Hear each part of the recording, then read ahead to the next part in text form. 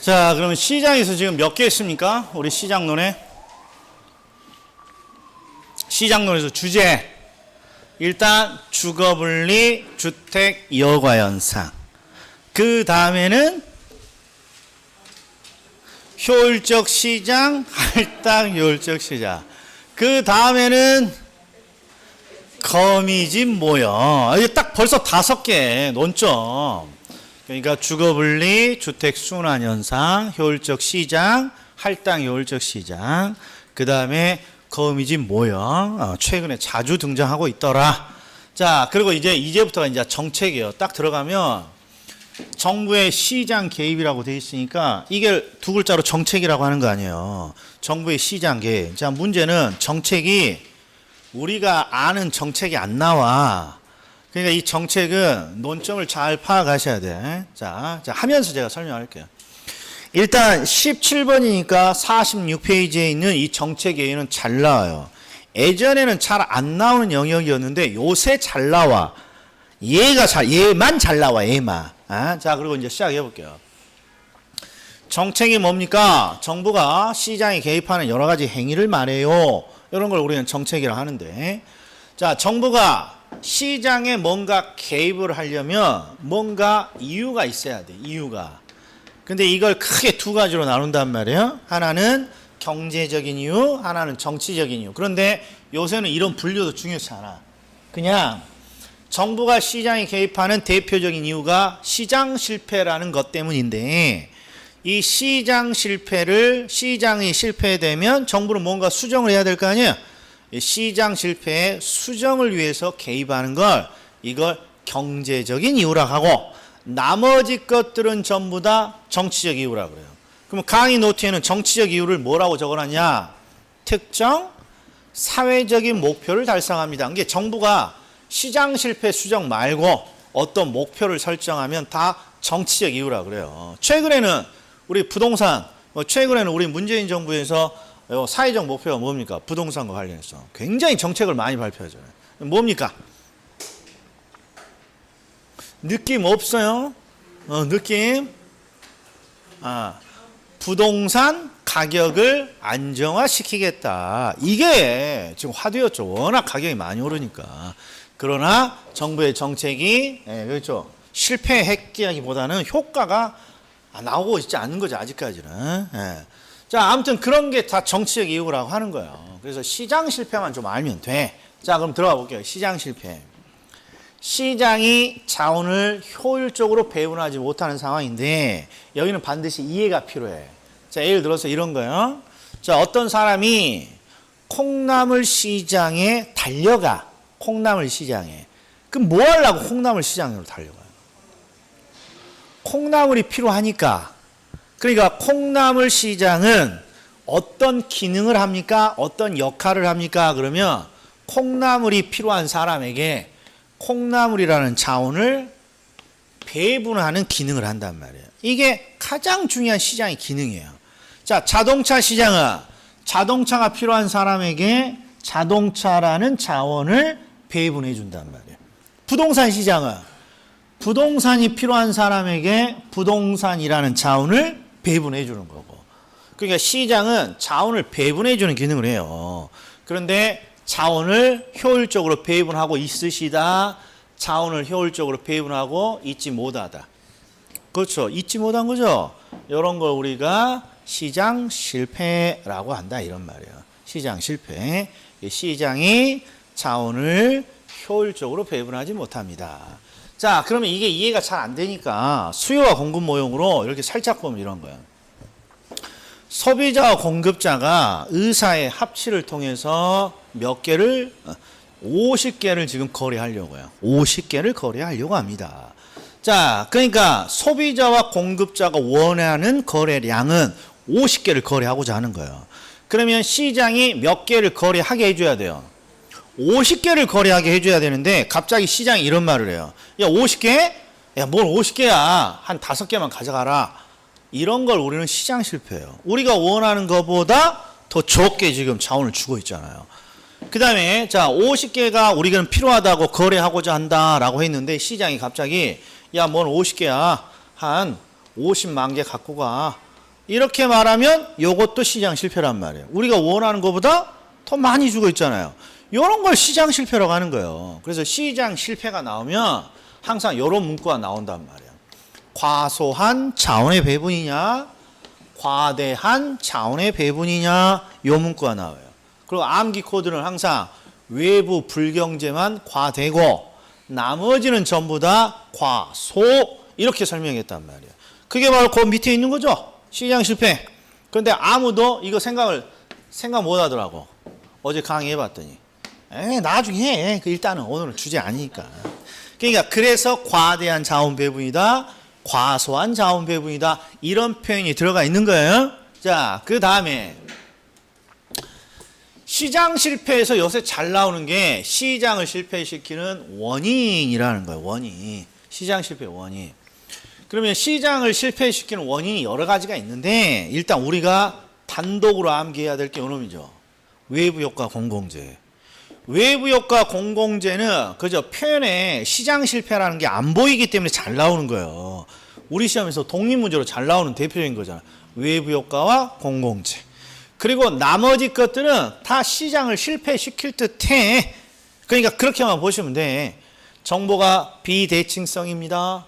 우연과 불확실성이 있습니다. 불안전, 경쟁입니다. 그럼 보세요. 시험에 자주 나오는 게 이런 거예요. 1, 2, 3, 4, 5번 주거 시험에 자 다음 중 시장을 실패시키는 요인이 아닌 것은 그리고 마지막에 5번에다가 재화의 동질성 이런 걸 줬어요. 그럼 딱 보니까 뭐 같아요? 재화의 동질성 같아요. 야, 왜 재화의 동질성이 시장 실패 원인이 아니냐? 나머지 외부 효과 공공재는 독립적으로 암기하는 거고 나머지 시장 실패 요인은 다 그럴듯해. 안 좋은 거야. 정보가 대칭이 아니라 비대칭이라고 돼 있고 위험이라고 돼 있고 완전한 경쟁이 아니라 불완전 경쟁이라고 돼 있고 근데 요놈은 재화의 동질성이란 건 왠지 좋아 보여요? 나빠 보여요? 최소한 나빠 보이진 않아요. 나빠 보이진 않아. 그러니까 니야 그냥 이렇게 하고 오면 된다고. 이런 감이 중요하다 이런 거 이게. 시장을 실패시키는 원인이 당연히 안 좋은 부정적인 거겠죠. 여기 지금 기출이 된 거란 말이에요. 이런 형태가 잘 나온다 이런 말이에요. 또 뭐도 잘 나옵니까? 비대칭성에서 B를 빼. 대칭성이라고. 그럼 왠지 부정적인 건 아니잖아요. 대칭적이라니까. 이런 식으로 함정을 자주 파더라. 자, 그 다음에 하나가 더 있어요. 자, 47페이지. 오른쪽을 보셔요.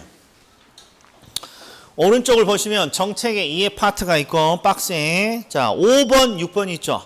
동그라미 5번, 6번. 요거 읽어볼게요. 5번. 시장의 가격기구가 자원을 효율적으로 배분하지 못하는 상황. 이걸 우리는 네 글자로 시장 실패라고 한다. 이런 말. 시장 실패. 그런데 밑을 봤더니 정부의 정보 부족, 관료 제도 등에 의해서 정부의 시장 개입이 오히려 전보다 못한 결과를 초래할 수도 있는데 이걸 우리는 뭐라 그런다? 정부 실패라고 합니다. 그러니까 시장 실패와 뭐는 다르다라는 거예요. 정부 실패는 다르다라는 거예요. 이거 구분해 줘야 돼요. 작년에도 시장 실패와 정부 실패는 다르다. 이걸 지금 출제한 거니까. 시장 실패는 시장이 실패된 것이고 정부 실패는 정부의 정책이 실패된 걸 말하는 거고. 자, 그 다음에 이제 시험에 매년 나오는 게 요놈이란 말이에요. 매년 나오는 게 직접이냐 간접이냐. 직접이냐 간접이냐. 그럼 보시자고. 자, 요 PPT 그냥 바로 보세요. 오른쪽에 있는 기출 지문인데 1번. 자, 직접 개입 방식이란 시장이 결정할 가격과 수량을 정부가 직접 결정하거나 수요자 또는 공급자의 역할을 정부가 직접 수행하는 방법입니다. 이렇게 돼 있단 말이에요. 자, 그럼 보세요. 시장이 결정할 가격과 수량을 정부가 직접 결정한다. 그럼 제가 사례를 넣어볼게요. 정부가 우유의 가격을 앞으로 500원만 받아. 그래서 우유의 가격을 직접 결정해버려요. 이런 게 직접이에요. 시장이 결정할 가격을 정부가 직접 결정하는 거야. 그 다음에 수량. 정부가 앞으로 우유의 수량은 하루에 500개로 제한합니다. 이런 게 직접 개입 방식이에요. 자, 그 다음에 정부가 공급자 역할을 하거나 정부가 소비자 역할을 하는 것이 직접 또 방법이에요. 예를 들어서 우유를 정부가 시장에 나가서 우유를 직접 사갖고 와요. 이런 게 직접 방식이에요. 그러니까 여기에 있는 이 표현을 잘 이해하셔야 돼. 가격과 수량을 정부가 직접 통제한다든지 소비자와 공급자 역할을 정부가 직접 한다든지 이런 게 직접 개입 방식이란 말이에요. 그래서 그림으로 그려보면 우리 시험에 자주 나온 걸 그려보면 이렇게 되어 있어요. 정부가 가격을 직접 손대요. 그러면 임대료 규제, 분양가 규제. 임대료 규제, 분양가 규제. 임대료 규제, 분양가 규제. 그 다음에 정부가 토지를 직접 취득합니다. 대표적인 게 토지은행. 토지를 미리 쌀 때 취득해서 저장해 놓는 거잖아요. 토지가 정부가 직접 취득하는 거. 토지 수요. 강제적인 취득이지만 이것도 취득이잖아요. 이게. 그리고 각종 공적 개발은 정부가 공급자 역할을 하는 거고. 여기에 나와 있는 게 시험에 나오는 거 다 알아. 이런 말이에요. 임대료 규제, 분양가 규제. 그리고 토지은행. 정부가 미리 토지를 취득하는 토지은행제도, 토지 수용, 그 다음에 각종 공적 개발. 이런 게 직접이야. 자, 그러면 간접 개입 방식을 보자고요. 3번. 간접 개입 방식이라 수요자와 공급자의 행동을 변화시키기 위한 다양한 수단들이라고 되어 있는데 요걸 잘 보셔야 돼요. 이게. 수요자와 공급자의 행동을 변화시킨다는 거야. 이게. 도대체 이게 뭔 소리냐? 그럼 보셔. 우유야, 우유. 요새 우유를 잘 안 먹으니까 낙농업계가 죽겠다 그러는 거죠. 그래서 갑자기 정부가 소비자들의 우유 소비를 유도하고 싶어. 소비자들의 우유 소비를 유도하고 싶어요. 그럼 어떤 방식을 씁니까? 이 네 가지를 주로 써요. 이게 세트 메뉴예요. 조세, 부담금, 지원, 보조. 어떻게 유도합니까?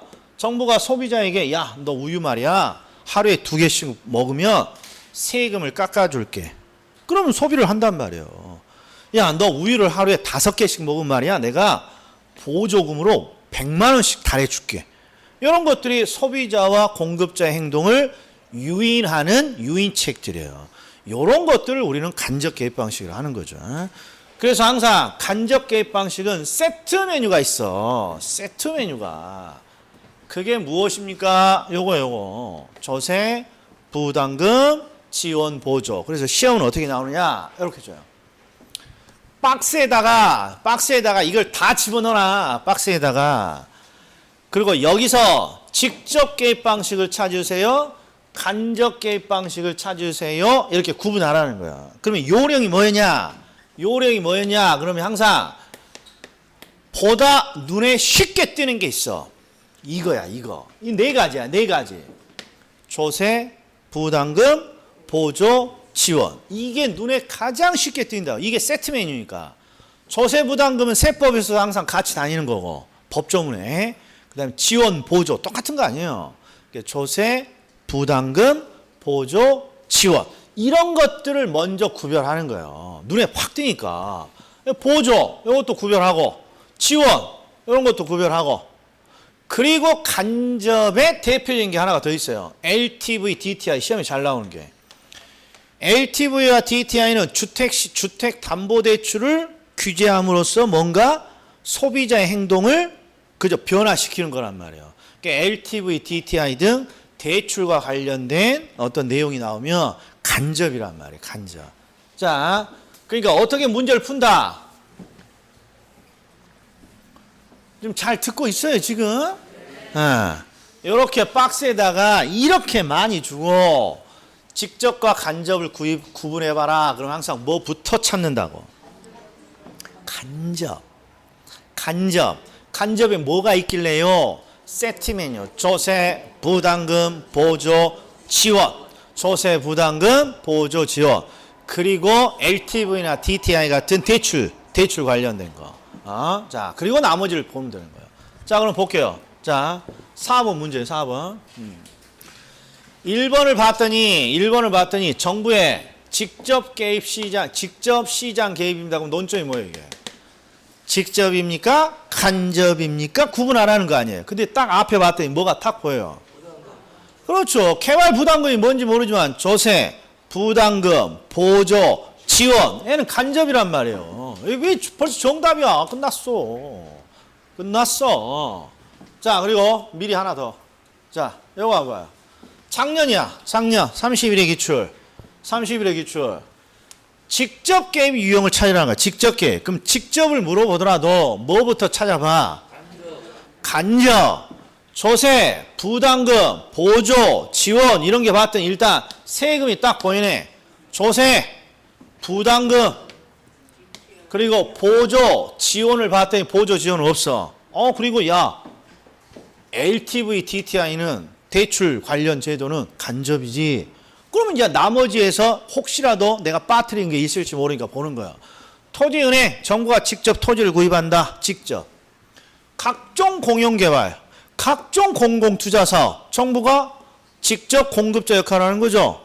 그러니까 시험은 기억, 니은, 리을이구나. 거의 매년 나온다. 매년. 예.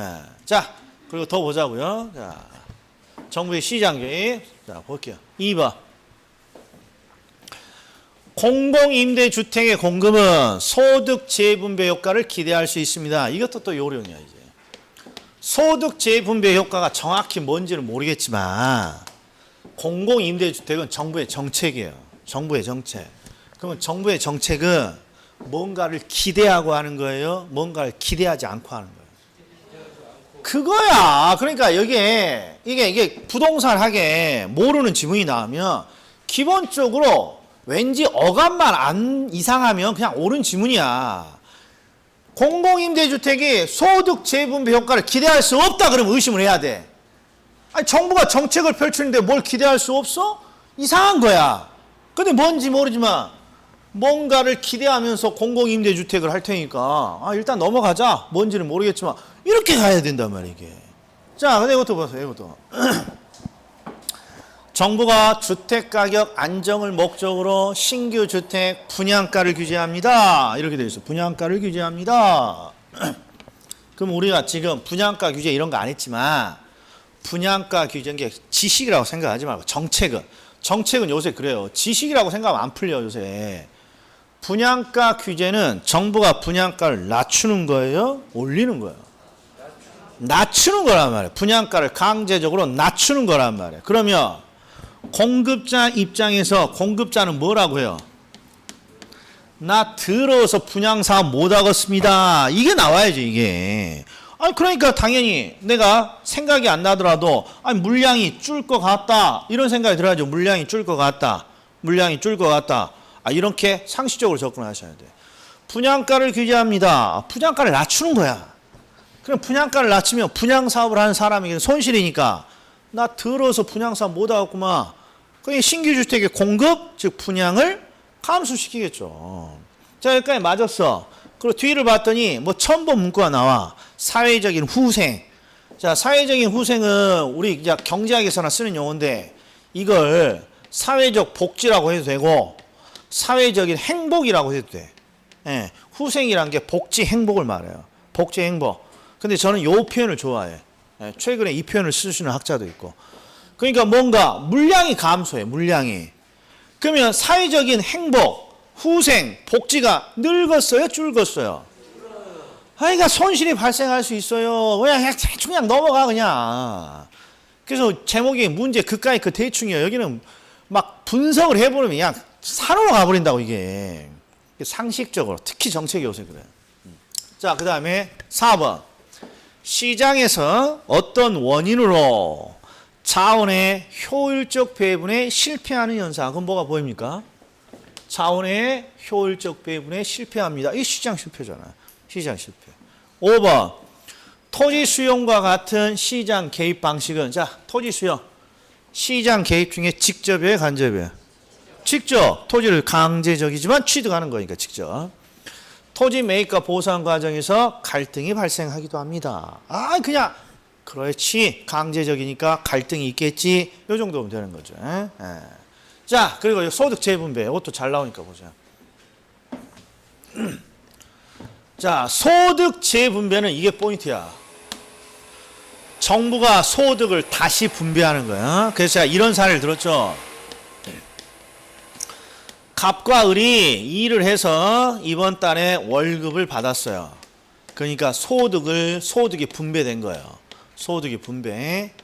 그런데 갑은 너무 많이 벌고, 그렇죠. 한 달에 막 10억씩 벌고, 이 사람은 너무 적게 번다 이런 말이에요. 그럼 어떤 일이 벌어집니까? 사회가 그렇죠. 원활하게 돌아가지 않아요. 왜? 비슷한 일을 하는데 이쪽이 너무 적게 벌면 그죠? 이 사람이 불만을 한단 말이에요. 이게 뭔가 형평성에도 맞지 않고. 그래서 항상 정부는 분배된 소득을 다시 분배해. 뭐 하려고 다시 분배해? 이 소득 격차를 줄이는 거야. 이게 소득 재분배라고. 그러니까 소득을 다시 재분배하는 이유는 뭡니까? 그러면 너무 심한 소득 격차를 줄이기 위해서 뭔가 하는 거예요. 줄이기 위해서. 그래서 소득 재분배 효과가 있다 그러면 뭔가 소득의 격차, 빈부의 격차가 줄어드는 효과를 말한단 말이에요. 그러면 소득의 격차나 빈부의 효과가 줄어들기 위해서는 어떤 일이 벌어져야 되냐? 상대적으로 소득이 낮은 저소득층이 혜택을 받으면 돼. 이게 소득의 재분배를 통한 소득 격차를 축소시키는 거예요. 그럼 공공임대주택 누구에게 주는 거예요? 상대적으로 저소득층에게 주는 거잖아요. 그러니까 소득을 재분배하는 효과, 소득 격차를 줄이는 효과가 있다 이런 거예요. 이게. 이렇게만 이해를 해주면 된다고. 자, 이게 다시 한번.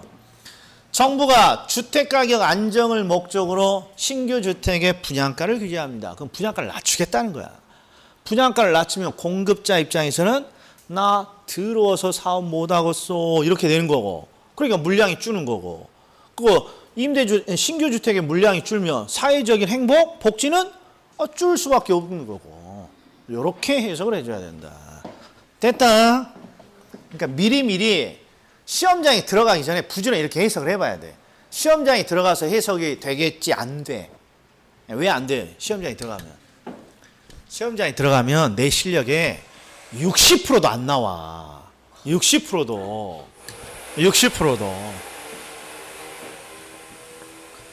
자, 3번 보세요. 몇 회 기출이에요? A19회. 자, 제목이 뭐라고 되어 있어요? 시장 실패의 원인. 그러면 좋은 거, 나쁜 거. 나쁜 거. 자, 외부 효과, 공공재는 따로 암기하고 나머지는 나쁜 건데 요놈 왠지 안 나빠 보여. 안 나빠 보여. 그래서 정답은 5번. 이렇게 되는 거예요. 5번. 할만하다? 이런 요령이 있어야 된다 말이에요. 자신감이 있어야 되는 거야. 재화의 동질성 나빠 보인다, 안 나빠 보인다? 나빠 보이면 이상한 거야. 나빠 보이지 않아, 저는.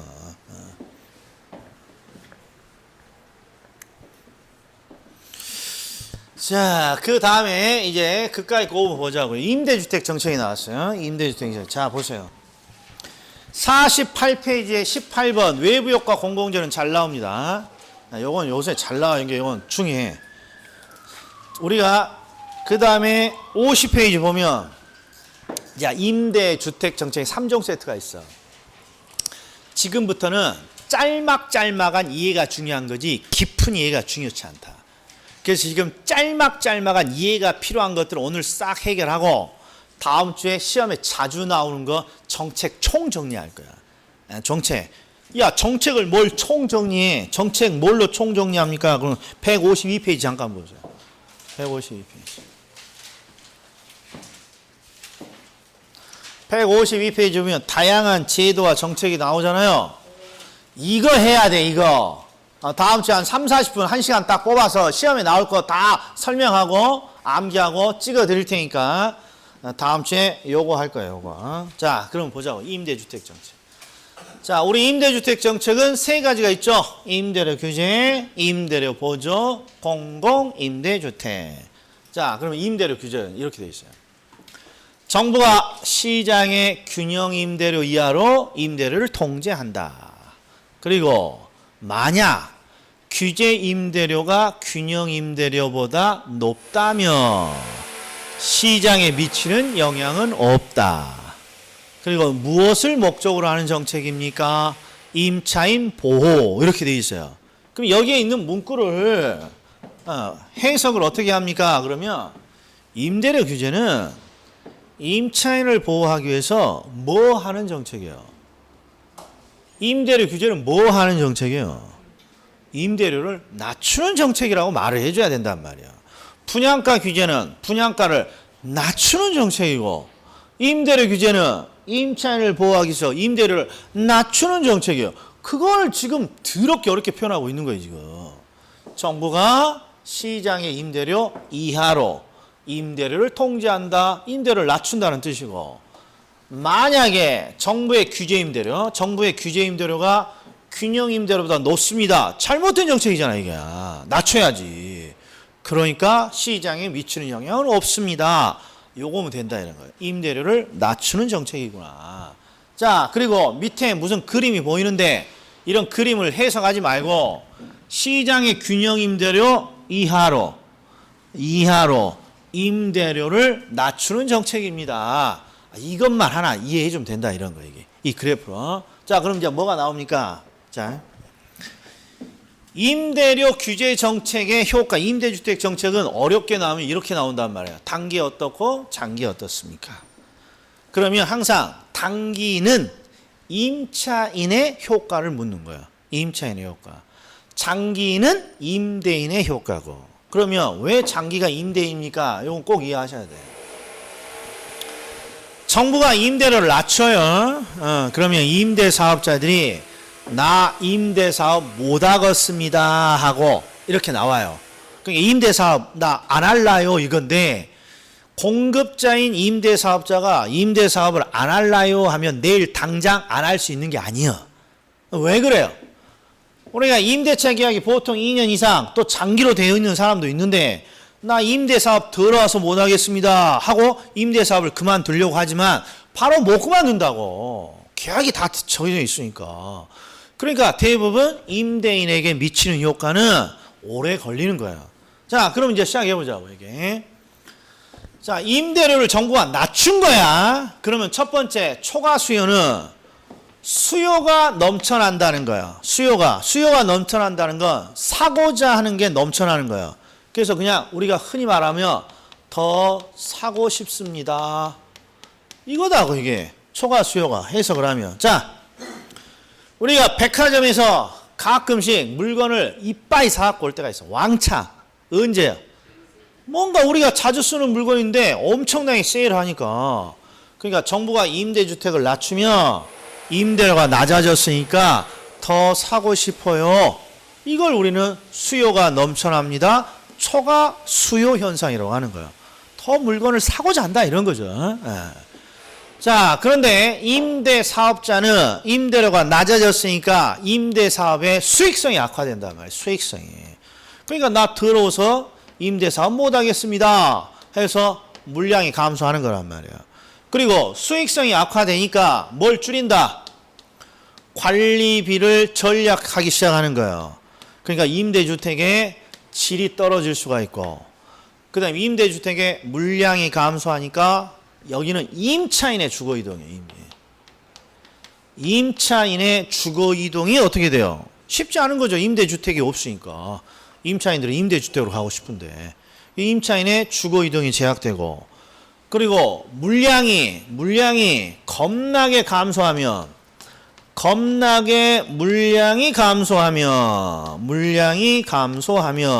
뭐가 형성될 수도 있다? 암시장이 형성될 수도 있습니다. 그냥 요 정도만 이해하면 되는 거예요. 특히 암시장이 나오면 현실에는 암시장이 존재하지 않아요. 이론적으로 존재하는 건데 우리 암시장 하면 암표야, 암표. 암표하면 명절의 기차표고. 명절에 기차표를 왜 암시장에 암표라고 합니까? 그러면 표는 몇 개 없어. 그런데 달라는 사람은 너무 많아. 그러면 항상 이 표는 어떤 가격이 책정되냐? 부르는 게 값이 된다고.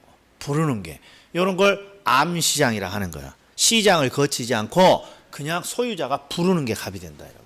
이게 암표의 특징이죠. 그러니까 장기적으로 임대 사업자들이 임대주택의 물량을 감소시키는데 생각 이상으로 너무 많이 물량이 감소하면 암표처럼 부르는 게 갑인 시장이 될 수도 있더라. 그냥 이런 뜻이에요. 그냥.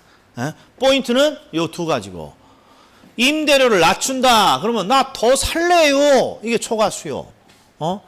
임대료를 낮췄으니까 나 임대사업 못하겠습니다. 수익성이 악화돼서 이게 물량 감소. 그리고 수익성이 악화되니까 주택의 질도 저하되고 물량이 주니까 주거이동도 제한되고 뭔가 암시장이 형성돼요. 다 이거 봐요. 이게 포인트, 이게 요령이 있는 사람과 요령이 없는 사람. 여기 공통점이 뭐예요? 이 박스에 있는 공통점. 이 박스에 있는 공통점. 왠지 빵긋빵긋해 보여, 우울해 보여.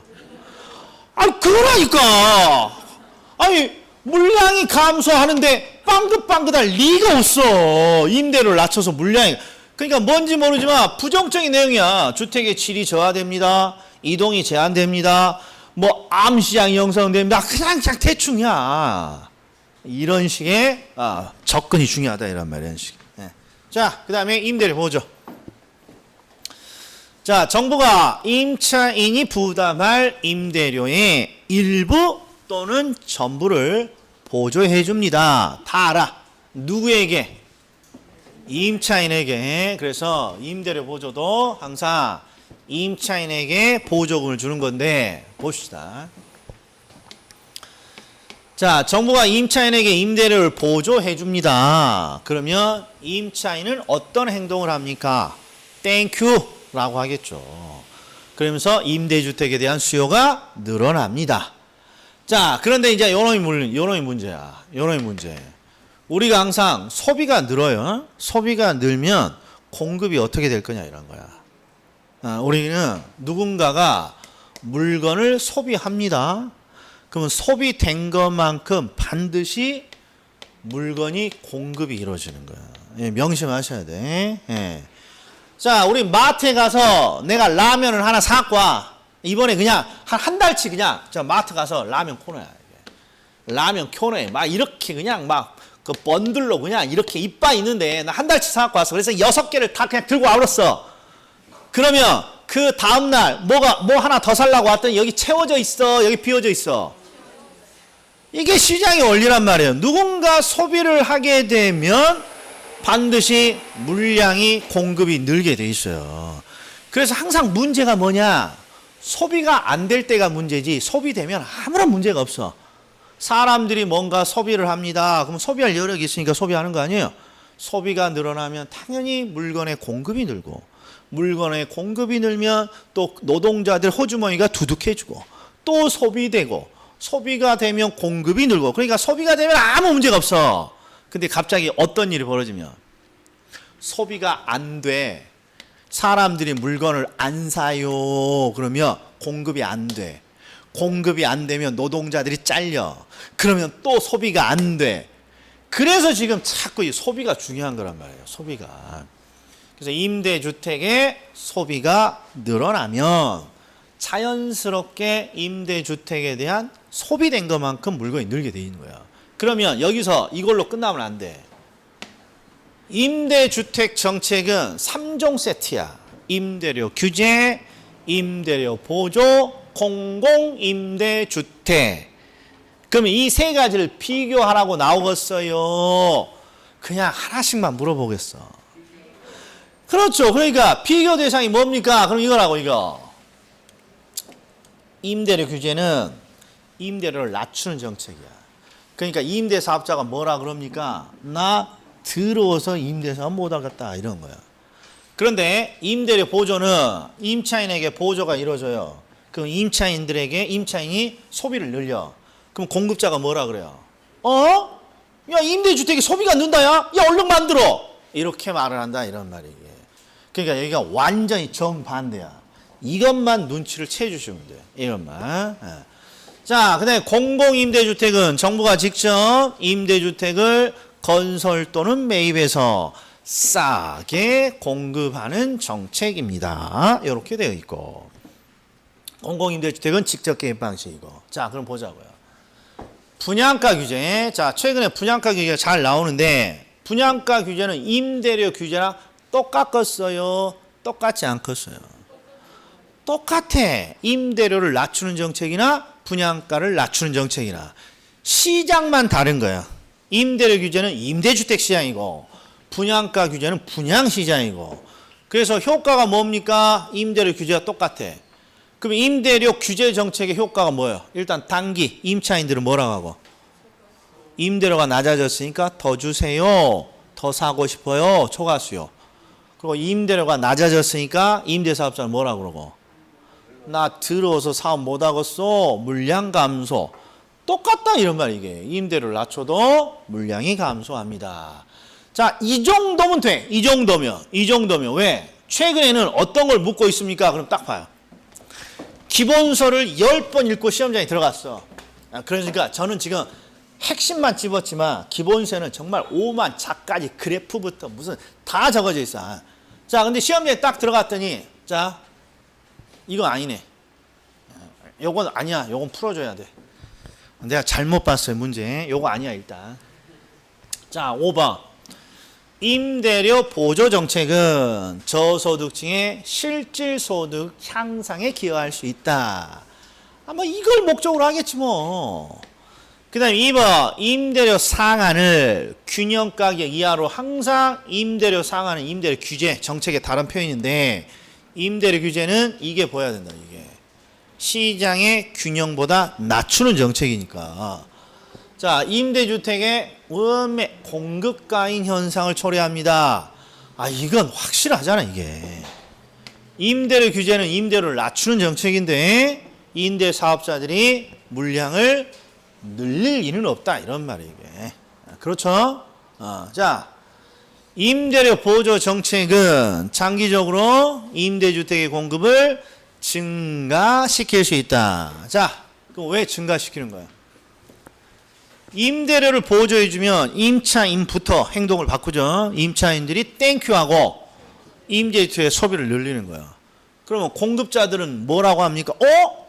임대주택의 소비가 늘어난다야. 임대주택을 늘려야겠구나. 공급 느는 거야. 그다음에 4번 정부가 규제 임대료는 균형 임대료보다 낮아야 똑같은 표현이 또 나왔잖아요. 낮아야 저소득층의 주거비 부담 완화 효과를 기대할 수 있습니다. 자, 그 다음 5번 임대료 규제란 주택 임대인이 일정 수준 이상의 임대료를 임차인에게 부담시킬 수 없도록 하는 제도입니다. 뭔지 모르지만 표현은 좀 다르지만 임대료 규제는 누굴 목적으로 하는 거예요? 임차인 보호. 그러니까 임차인에게 부담시킬 수 없도록 한다. 일정 수준 이상의 임대료를 임차인에게 부담시킬 수 없도록 한다. 그냥 대충 맞아 보이는 거야. 자, 이런 게 일반적인 거야. 자, 이제 문제는 이거예요. 자, 여기 지금 6번 문제죠. 6번 문제. 자, 이렇게 기본서를 10대 번 보고 들어갔어. 시험장에.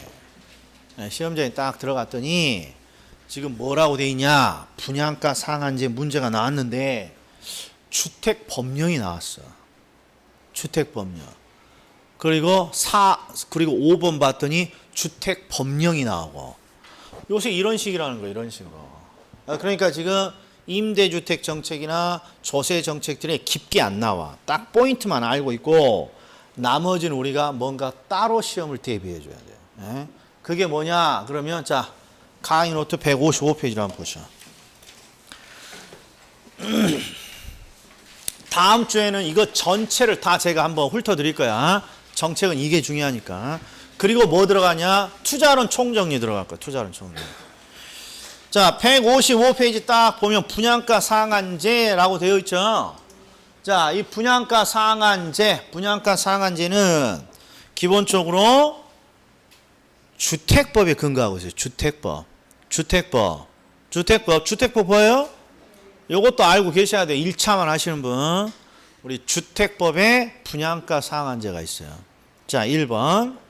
사업주체가 일반인에게 공급하는 공동주택 중에 사업 주체가 일반인에게 공급하는 공동주택은 뭘 뜻하는 거야? 뭘 말하는 거야? 사업 주체가 일반인에게 공급하는 공동주택. 팔아먹는다는 거야. 우리 흔히 분양. 그러니까 분양하는 아파트 이런 거예요. 분양하는 아파트. 자, 이런 공급하는 공동주택 중에 다음 어느 하나에 해당하는 지역에서 공급을 하는 주택의 경우에는 이 조에서 정하는 기준에 따라 산정되는 분양가격 이하로 공급해야 된다. 이게 분양가 상한제예요. 분양가를 낮추는 정책이에요. 그럼 딱 하나만 기억하면 돼. 우리는 다 할 필요 없어. 우리가 아파트를 지으면 아파트는 건물이 있고 또 뭐가 필요해요? 토지가 필요해요. 근데 우리나라에서는 대부분 어떤 비용이 압도적입니까? 건물에 들어가는 비용이에요. 토지 구입비요. 토지 구입비가 압도적이죠. 자, 그런데 이 토지를 이렇게 사업자가 토지를 딱 구입할 때 이런 게 있어요. 공공택지라는 게. 이 공공택지는 정부가 우리 대표인 게 토지공사 같은 거예요. 토지공사 등이 택지를 조성해 놓은 게 있어. 택지를. 그래서 자, 우리가 A 시행사라고 할 거예요. A 시행사가 자기가 직접 토지를 취득하는 게 아니라 공공이 택지로 조성해 놓은 이 공공택지를 이렇게 받아다가 아파트를 짓고 이걸 분양할 때가 있단 말이에요. 그러면 이 공공택지를 뭔가 받아갖고 올 때 공짜로 받아갖고 오는 건 아니겠죠, 당연히. 돈을 주고 사갖고 오는데 항상 싸게 사갖고 와. 싸게. 공공택지의 특징이 그래요. 싸게 줘요. 싸게. 자, 그러면 항상 시장의 원리가 하나 있죠. 기브 앤 테이크 원리. 뭔가 정부가 토지, 택지를 싸게 공급했으면 그렇죠. 얘도 뭔가 우리 국가한테 주는 게 있어야 될 거 아니에요. 그게 뭡니까? 그게 분양가 상한제예요. 공공택지를 싸게 받아갖고 왔으면 그죠? 우리가 건설비가 확 준단 말이에요. 그것만큼 최소한 뭘 낮추라는 거야? 분양가를 낮추라는 거예요. 그래서 핵심은 사업 주체가 공급하는 공동주택인데 무엇을 공급받아서 무엇에서 짓는 공동주택이야? 공공택지에서 건설하는 공동주택이란 말이에요. 이게 공공택지가 포인트야. 공공택지. 뭔가 아파트인데 공공택지를 받아서 건설을 하고 있습니다. 그럼 무조건 뭐가 적용돼? 분양가 상한제가 적용되는 거라고. 분양가 상한제. 밑에 보면 공공택지 외에서 무슨 주거정책 심의 일단 이런 거 중요치 않아. 우리 수준은 부동산학은 일단 공공택지에서 아파트를 건설하고 팔아먹습니다. 그러면 그것만큼 싸게 받아왔으니까 분양가 상한제를 적용해 줘야 돼. 네? 자, 그다음에 두 번째. 동그라미 2번. 제1항에도 불구하고 다음 어느 하나에 해당하는 경우에는 제1항을 적용하지 않습니다. 그리고 겁나게 많아. 근데 딱 뭐 하나 눈에 밑줄 쳐놨다. 그렇죠. 여러분 꼭 기억해 줘요. 도시형 생활주택. 자, 우리 분양가 상한제, 분양가를 규제하게 되면 항상 어떤 일이 일어나요? 장기적으로.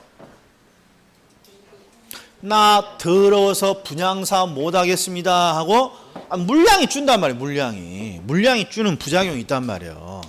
근데 도시형 생활주택은 몇 세대 미만? 300세대 미만 국민주택 규모죠. 그러니까 도시형 생활주택은 도시에서 생활을 위해서 만든 주택이니까 많이 만들어졌으면 좋아요. 그러니까 여기는 분양가 상한제를 적용받지 않는 거예요. 공공택지더라도. 왜? 많이 만들어야 되니까 물량이 줄면 안 된다 이런 말이에요. 그래서 도시형 생활주택에는 적용하자. 이거밖에 안 나와. 아니 옆에 삭제한 게 뭐 있습니까? 그럼 이거 나한테 물어봐. 공법책을 봐야 돼. 나한테 물어봐. 2차를 하시는 분이. 나 몰라 나도. 왜? 여길 보면 그 이하에는 뭐라고 되어 있냐 그러면 엄청나게 단서가 많아. 어떤 무슨 구역에서 어떤 요건을 갖췄을 때 어떻게 되면 그때 적용한다, 적용을 해제한다, 뭐 이렇게 돼 있다고. 그러니까 우리 시험에는 안 나와. 부동산 항에서는. 도시형 생활주택만 정확히 보면 돼. 그리고 밑에 분양가격은 뭘로 구성되어 있다? 당연히 택지비와 건축비로 구성되어 있습니다. 그러니까 이렇게 이제 하나씩 체크를 하셔야 돼요. 자, 보자고요. 주택법령상 분양가 상한제 적용주택의 분양가격은 택지비와 건축비로 구성되어 있습니다. 본듯하고. 2번 도입배경. 도입배경은 주택가격을 안정시키고 무주택자의 신규 주택의 구입 부담을 경감시키기 위해서입니다. 낮추겠다는 거니까. 맞아 보이고. 현재 정부가 시행 중입니다. 맞아 있고. 4번 신규 분양주택의 공급 유치에서 이거 하나 우리가 그 경제학적인 내용이잖아요. 분양가를 낮추니까 물량이 위축되는 현상이 나타납니다. 자, 그리고 5번. 도시형 생활주택이 보이네, 이게 보이는 날이냐, 보이는 날이 아니냐가 중요해요. 시험장에서. 이게 딱 보이면, 이거 그렇게 1차만 하신 분은 이게 쫄아. 주택 법령 이렇게 나오면. 근데 쭉쭉쭉 봤더니, 도시형 생활주택인데 분양가 상향제를 적용해? 야, 하나 건졌다. 이렇게 오는 거야. 잘 나온다고, 이게. 도시형 생활주택에는 분양가 상한제를 적용하지 않습니다. 자, 그 다음에 이제 부동산 조세야. 다음 주에 요거 싹 정리 한번 한다고. 다음 주에. 그러니까 읽고 오시면 좋은 거예요. 안 읽고 와도 된다는 거예요. 안 읽고 와도 돼. 안 읽고 와도 되는데, 이제 다음 주에는 이 강의 한번 듣고 한번 꼭 봐야지. 이렇게 생각을 해주세요. 자, 부동산 조세. 부동산 조세도 최근에 뭐 어렵게 나오지 않아요. 자, 부동산 조세를 한번 볼게요. 자, 부동산 조세는 세금을 타인에게 전가시키고자 하는 행위입니다. 자, 그리고 뭐라고 되어 있냐. 이런 그림이 있단 말이야. 그리고 이렇게 돼 있어. 이걸 이해해야 돼. 세금을 타인에게 전가시키고자 한다. 그래서 함께 부담한다. 그래서 누가 더 많이 부담합니까를 묻는다. 이걸 기억해 줘야 된단 말이에요. 그럼 제가 항상 이렇게 했어요. 자, 대표적인 게 시험에 요놈이 나온단 말이에요. 요놈이 임대주택 시장이고, 임대주택 시장이고, 재산세 이렇게 나와요. 재산세. 자, 정부가 재산세는 누구한테 부과합니까? 임대인. 이 사람들이 주인일 테니까 임대사업자에게. 자, 재산세를 뭔가 이렇게 10만 원을 추가로 부과돼요. 10만 원을. 그러면 항상 임대인은 저 10만 원을 내가 다 부담해야 되느냐 생각해 봤더니 만만한 누가 있어? 그렇죠. 임차인에게 살짝 전가를 시키려고 해요. 왜? 만만한 상대방이 있으니까. 근데 전가를 시키는 방법은 뭡니까? 그럼 항상 문 앞에다가 뭘 붙여놓는다고? 이렇게 포스트잇을 붙여놓는다고. 그리고 뭐라고 적어져 있습니까?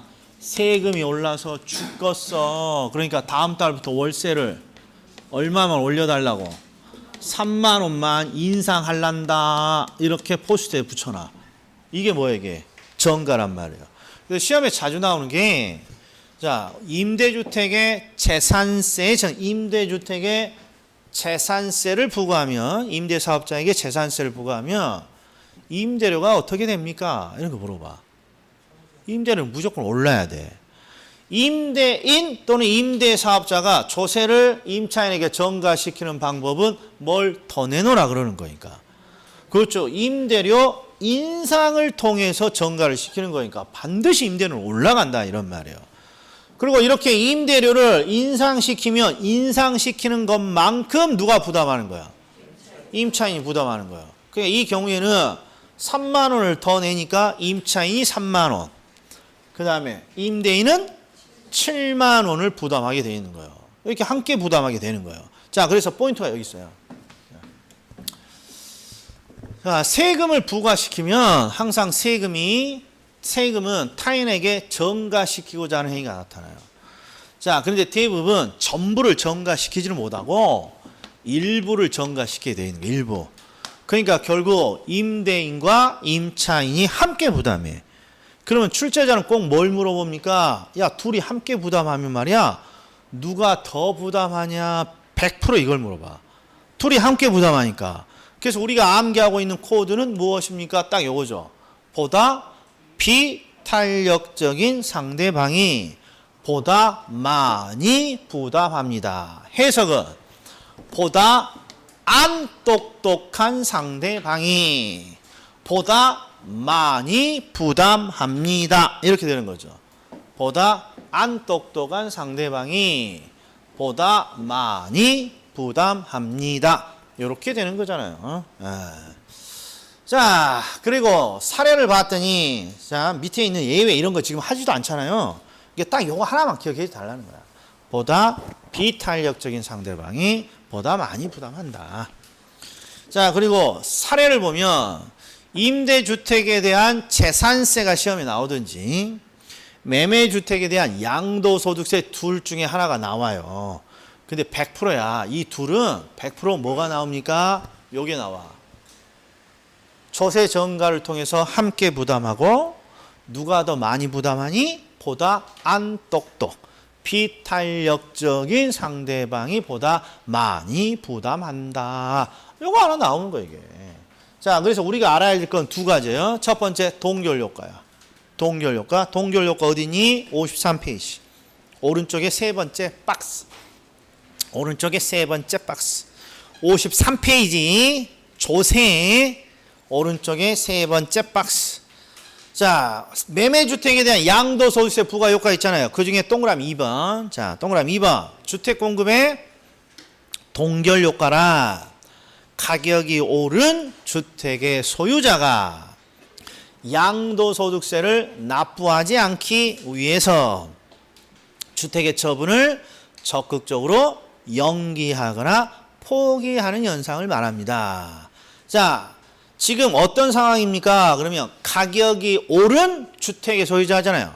이게 가격이 많이 올라 있을 때 양도소득세가 왕창 강화되면 양도소득세 폭탄을 맞을 수 있다고 생각해. 그러니까 양도소득세를 납부하지 않기 위해서 나 이번에는 안 팔란다 라는 게 동결효과예요. 안 팔겠다. 그런데 밑을 보시면 3번 양도소득세 부과로 주택의 동결효과가 나타납니다. 그러면 주택의 공급이 감소한다고 돼 있어. 그리고 공급이 감소하니까 주택의 가격이 상승할 수 있다고 요 놈이까지 암기하셔야 돼. 자, 우리가 동결효과는 양도소득세 납부하기 싫으니까 나 거래하겠다는 거예요. 나 거래 안 하겠다는 거야. 나 그냥 안 팔겠다는 거야. 그러니까 시장에 공급 물량을 보면 우리가 팔겠습니다 하는 매물이 지금 여기에 포함되어 있는 건데 나 매물로 내놨는데 나 안 팔겠어 그러면 이 매물이 시장에 팔겠다고 내는 매물이 다 회수되는 거라고. 그러면 시장에 주택의 매물이 확 줄어버려. 그러면 물량이 감소하니까 뭐가 오히려 주택 가격이 뭐 할 수도 있다. 그렇죠. 주택 가격이 상승할 수도 있단 말이에요. 이게. 그래서 우리가 암기 코드가 동결 나오면 아이고 추워라 동상 걸릴 수 있어요. 이게 암기 코드였죠. 동결 효과 나오면 무조건 주택 가격은 상승한다고 돼 있어야 돼. 이유는 시장에 팔겠다는 매물이 다 회수되는 거니까. 시장에 물량이 준다 이런 거야. 요 정도. 자, 그 다음에 자 마지막 하나 더. 우리 헨리 아저씨의 토지 다니세는 어디 있습니까? 53페이지 밑에. 딱 얘는 한 문장만 이해하시면 돼. 자, 뭐라고 되어 있냐? 1번 헨리 조지는 다른 모든 조세를 철폐하더라도 토지세만으로 충분히 국가의 재정을 확보할 수 있다고 하면서 다른 모든 조세를 철폐하고 토지에 대한 재산세만을 단일하게 부과해야 한다고 주장했다. 자, 토지 단일세라는 건 토지에 대한 보유세예요. 보유세. 자, 지금 이 헨리 아저씨의 주장은 토지에 대한 보유세만 남겨놓자는 거야. 토지에 대한 보유세를 없애자는 거야, 이게. 이것만 남겨놓고 다른 걸 철폐시키자는 거 아니에요. 그러니까 이 헨리 아저씨의 거기 사상은 뭐냐 그러면 소득 격차. 우리 빈부격차 이런 모든 이런 격차의 원인은 부동산이라고 생각하는 거예요. 이게 부동산. 그래서 제가 이런 사례를 들었죠. 자, 친구가 있어. 갑과 을이 친구가 똑같은 대학 나와서 똑같은 회사에 지금 결혼해서 지금 다니고 있는데, 자, 지금 결혼을 한 이후로 10년이 딱 지났단 말이에요. 그런데 갑은 집이 좀 여유가 있어서 결혼을 할 때 부모가 아파트를 하나 사줬어. 근데 을은 뭐 집이 형편이 여유롭지 않으니까, 그렇죠, 배우자나 야 우리 허리띠 졸라매서 전략해서 집 하나 마련하게 열심히 살아보자 이렇게 했어. 그리고 딱 10년 지났더니 어떤 일이 벌어져요. 얘는 빵긋빵긋 웃고 다녀. 아파트 가격이 몇 배 올랐고. 근데 여기는 아무리 전략해도 부동산 못 사. 대출 받아서도 부동산이 너무 올라서. 이게 바로 소득격차, 빈부격차 이게. 그러니까 우리나라에서도 지금 나타나고 있다 이런 말이게. 그러니까 소득격차, 빈부격차가 만들어지는 대표적인 이유는 부동산을 소유하고 있느냐, 소유하고 있지 않느냐로 결정이 되더라는 거야.